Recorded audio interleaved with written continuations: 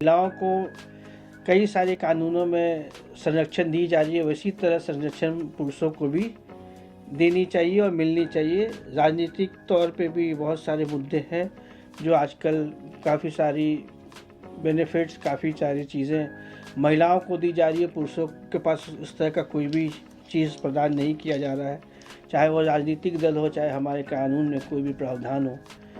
तो हमारे साथ AK शर्मा जी हैं जो अधिवक्ता हैं, इनकी एक संस्था है न्याय सेवा दल, जिसके द्वारा ये पुरुषों को अपलिफ्ट करने के लिए, जैसे महिलाओं के लिए अपलिफ्टमेंट शब्द यूज़ किया जाता है, इस्तेमाल की जाती है, उसी तरह पुरुषों के लिए भी अपलिफ्टमेंट का शब्द इस्तेमाल किया जा सकता है इनके द्वारा, इनके संस्था के द्वारा। तो हमारे साथ AK शर्मा जी हैं, आप इनसे।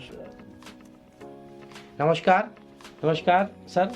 जैसे कि अभी एडवोकेट अमित वर्मा साहब ने बताया, एक बहुत सही मुद्दे पे आज आपने डिस्कशन किया, मैं हृदय से अभिनंदन करना चाहता हूँ। देखिए मेन क्या है बात, वो ये है कि जो सभी राजनीतिक दल, कोई भी पार्टी हो, कोई भी राजनीतिक दल हो, सभी राजनीतिक दल लिंग के आधार पर जेंडर बेस्ड भेदभाव कर रहे हैं, जो कि बिल्कुल गलत है, जो समाज को तोड़ने वाला एक विचार है। इस विचार को, इस भेदभाव को बंद किया जाना चाहिए और इमीडिएट इफेक्ट से होना चाहिए, तुरंत प्रभाव से। कारण एक तरफ कहते हैं कि महिलाओं के लिए हम 2500 रुपये, हम 2100 रुपये या हम इतने रुपये घर बैठे देंगे, दूसरी तरफ पुरुषों को क्यों नजरअंदाज कर रहे हैं? ऐसा पुरुष अगर आपको देना ही है तो पुरुषों को भी तो दें, तभी तो समाज में भेदभाव कम होगा।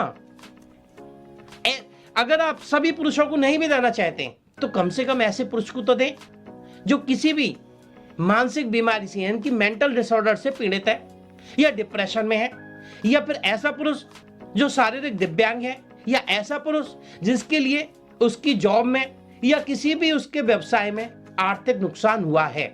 ऐसे पुरुषों को तो आप कम से कम सहायता दे सकते हैं, तभी तो समाज में समानता आएगी, अन्यथा भेदभाव नहीं होगा।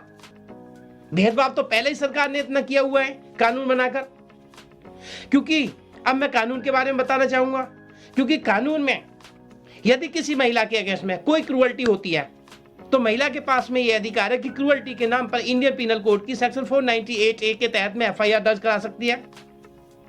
हालांकि कानून में बदलाव हुआ, लेकिन इस सेक्शन में कोई बदलाव नहीं है।